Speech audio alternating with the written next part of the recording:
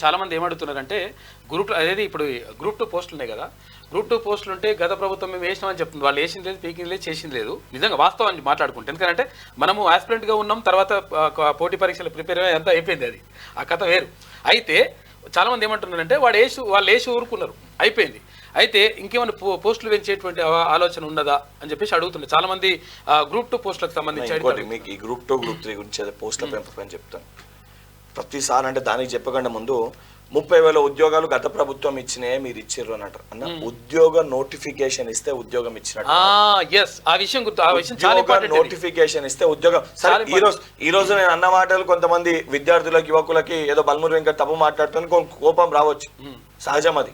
ఎందుకంటే నేను కూడా ప్రాక్టికల్ గా ఆలోచించండి నిజంగా. ఎందుకంటే నిజంగా ఒకవేళ ఇచ్చే చిత్తశుద్ధి ఉంటే ఇప్పుడు నోటిఫికేషన్ వేసి ఎన్నికలకు వెళ్ళాల్సిన అవసరం లేదు. నీకు ఏదైతే సంబంధించి ఆ పెండింగ్ లో ఉన్న జాబ్ నోటిఫికేషన్లు అన్నిటికీ ఆ రిజర్వేషన్ల దానిపైన ఇష్యూ ఉండే, ఏది మహిళా రిజర్వేషన్ దానిపైన హారిజాంటల్ వర్టికల్ పైన ఇష్యూ ఉండే. అది చాలా క్లియర్ గా సుప్రీంకోర్టు గైడ్ లైన్స్ ఉన్నాయి, ఏపీ రిక్రూట్మెంట్ బోర్డు చేసిన గైడ్ లైన్స్ ఉన్నాయి. దాన్ని బేస్ చేసుకొని వీళ్ళు ఒక జియో ఇచ్చారు. కానీ ఆ జియో కూడా స్పష్టత లేకుండా గత ప్రభుత్వం ఇవ్వడం వలన ప్రతి ఉద్యోగం కేసులలో కోర్టు చిక్కులలో దొరికింది. దానికోసం మనం వేయలే, ఆ కేసులు మళ్ళీ మన పైన రుద్దుతారు. ఇది ఆ రోజు కాంగ్రెస్ ప్రభుత్వం వేసిందని. ఆ హారిజాంటల్ వర్టికల్ పైన వీళ్ళు చిత్తశుద్ధి లేకపోవడం వలన ఉద్యోగాలు ఇవ్వలేకపోయారు. ఇమీడియట్ గా ముఖ్యమంత్రి గారు రాగానే అవన్నిటినీ చిక్కుముళ్ళు తీసేసి సుప్రీంకోర్టు డైరెక్షన్ బేస్ చేసుకొని గత ప్రభుత్వం ఇచ్చిన జియోని మార్చి, అంటే దాంతో పాటు దాని ప్రాపర్ క్లారిటీ తోటి ఇచ్చి అవన్నీ కూడా క్లియర్ చేయలే, ఉద్యోగ పత్రాలు అందజేయాలి. టీఎస్పీఎస్సీ ప్రక్షాళన చేసి టీఎస్పీఎస్సీ బోర్డుపై నమ్మకం పోతే ఈ రోజు తిరిగి ఆ నమ్మకాన్ని ముఖ్యమంత్రి గారు తీసుకురాలే. నిన్న కూడా చూసిన ఏదో ముఖ్యమంత్రి గారు దానికి సంబంధించేది ఆ జాబ్ క్యాలెండర్ ని ఇస్తాము అని అన్నారు. 100% నేను ఇప్పుడు కూడా చెప్తున్నా, మన క్యూ న్యూస్కి వెళ్ళే విద్యార్థులకు యువకులకు చెప్తున్నా, 100% జాబ్ క్యాలెండర్ ని యూపీఎస్సీ ధరలో 6 నెలల ముందే నెక్స్ట్ 2 నెలల్లో జాబ్ క్యాలెండర్ ని ప్రకటిస్తాము.